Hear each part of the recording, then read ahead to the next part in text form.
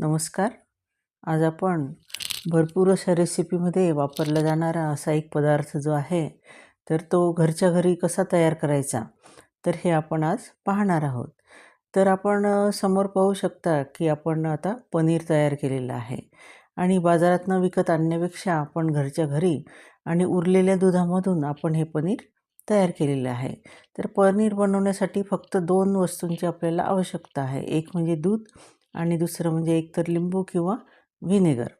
तर आता मी दूध हे गरम करून घेतलेलं आहे आणि कपामध्ये 2च चमचे पोहे खाण्याचे 2 चमचे व्हाईट व्हिनेगर टाकलेलं आहे आणि 2च चमचे त्याच्यामध्ये पाणीसुद्धा घालून घेतलेलं आहे.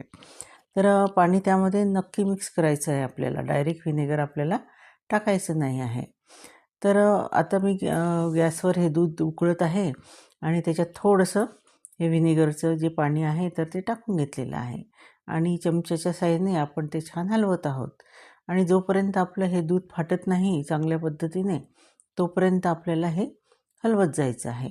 आता थोडं थोडं करून मी हे मिश्रण त्यामध्ये घातलेलं आहे आणि इथं पाहू शकता की थोडं थोडं दूध फाटायला सुरुवात झालेली आहे.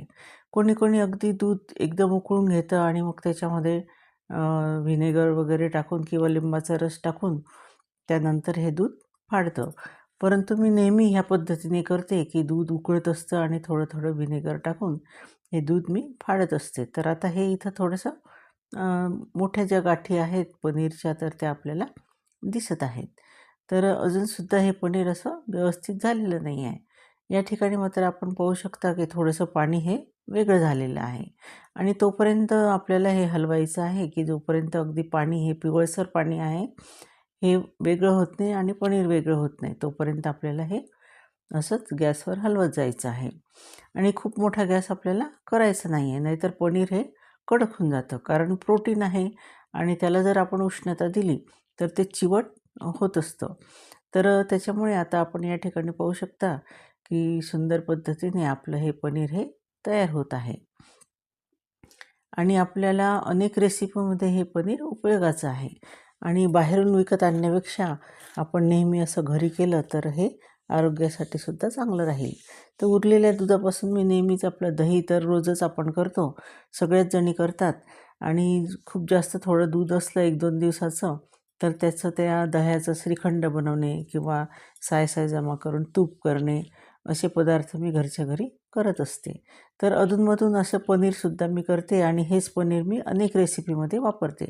तर पुढची जी रेसिपी आहे त्याच्यात तुम्हाला हेच पनीर वापरलेलं दिसणार आहे आणि घरी आपल्या डोळ्यासमोर केल्यामुळे आपल्याला त्याची शुद्धतेची हमी असते की बा हे अतिशय आपण घरी आणि चांगल्या पद्धतीने तयार केलेलं आहे.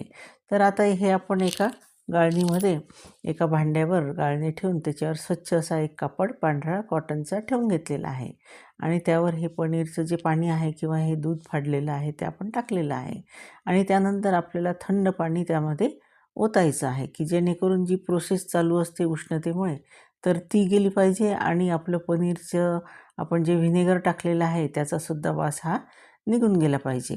त्यासाठी आपण त्याच्यावर भरपूर असं थंड पाणी टाकून घेतलेलं आहे आणि आता हे जे गोळे गोळे आहे तर ते छान असं आपण दाबून घेतल्यामुळे आता हे छान असं कॉम्पॅक्ट होणार आहे. तर आपण आता त्याच चाळणीवर ठेवलेले आहे आणि त्या रुमालाची घडी करून आपण त्याच्यावर छान वजन ठेवून देणार आहोत.